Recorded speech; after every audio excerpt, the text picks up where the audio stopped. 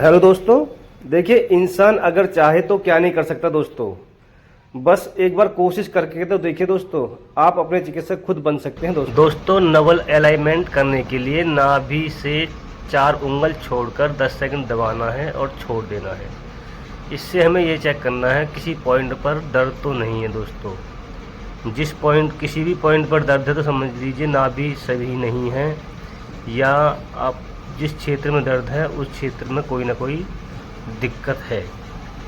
तो ये हमें पहले नाभि बैलेंस करने के लिए नाभि के चारों तरफ जिस तरह से वीडियो में हो रहा है 10 सेकंड दबाना है, छोड़ देना है, 10 सेकंड दबाना है, छोड़ देना है।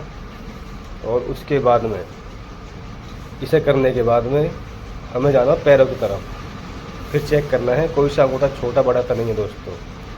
जिस पैर का अंगूठा छोटा या बड़ा है यह चेक करने के बाद में देख लीजिए किस तरह से हम वीडियो में चेक कर रहे हैं। दोनों अंगूठों किस तरह से चेक करते हैं, अपनी तरफ झुकाकर, दोनों पैरों को पकड़कर अपनी तरफ झुकाकर तब चेक करते हैं कि कोई सा अंगूठा छोटा या बड़ा तो नहीं है। आखिर तक लेके जाना है, तब भी पता पड़ेगा नाभि बैलेंस है या अंगूठा बैलेंस है नहीं। जौन सा अंगूठा छोटा है उस पैर को उस तरह से खींचते हैं और फिर चेक करते हैं।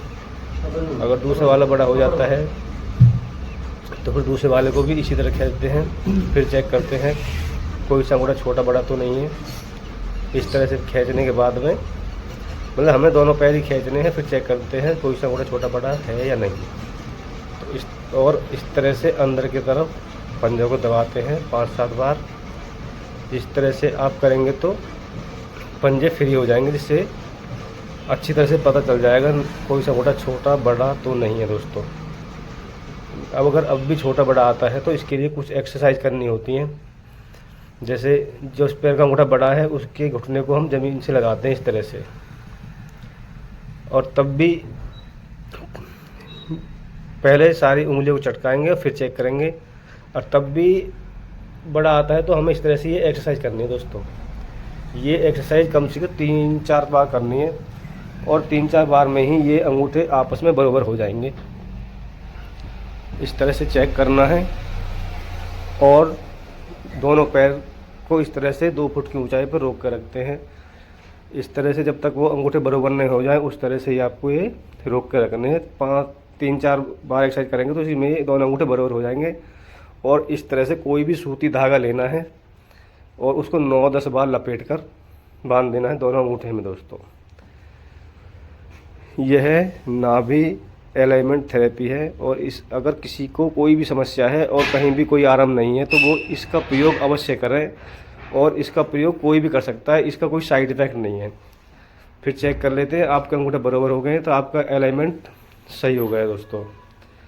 और ये इस एक्सरसाइज से कहाँ दर्द है कहाँ पैर में नहीं है तो इससे ये पता चल जाता है किसी पॉइंट पर दर्द है या नहीं।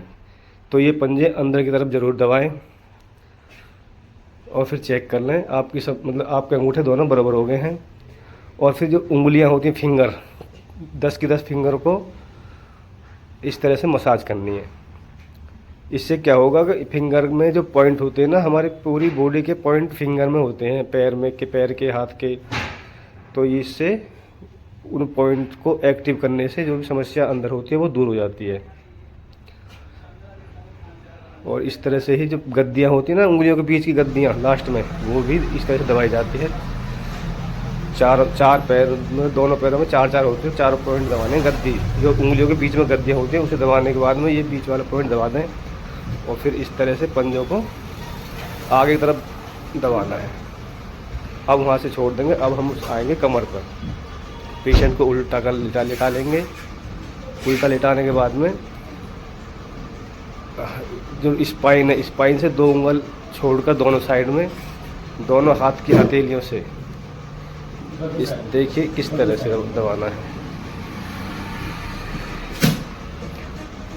पहले हल्का सा मसाज कर लेंगे जिससे कि वो फ्री हो जाए। और इस तरह से ना स्पाइन के दोनों तरफ हल्का हल्का जब प्रेशर दे के दबाना है, जिससे अगर कोई नस दबी हुई है स्पाइन में तो वो निकल जाए। प्यार से करना है, ज़्यादा दबाव ना दें। और कोई बुजुर्ग हो तो उसको और भी आराम से करना है। इस तरह से आप करेंगे 2 बार। स्पाइन से आवाज़ आए तो ठीक, नहीं भी आती तो भी कोई दिक्कत नहीं है, आप अगली बार करेंगे तो आ जाएगी अगर कहीं कोई दिक्कत होगी तो। फिर पैरों की तरफ चलते हैं, हथेली से कूल्हे को दबाते हैं एक हाथ से और दूसरे हाथ से इस तरह से एड़ियों को कूल्हे से लगाते हैं। किसी किसी की नहीं लगती तो उसको आराम से लगाए, आज नहीं तो कल वो लगी जाएंगी दोस्तों। और यह जानकारी ज़्यादा से ज़्यादा लोगों तक पहुँचाएँ दोस्तों, जिससे हर एक व्यक्ति अपना चिकित्सक बन सके। आपका दोस्त डॉक्टर पवन कुमार, नेचुरोपैथी, ग्रेटर नोएडा।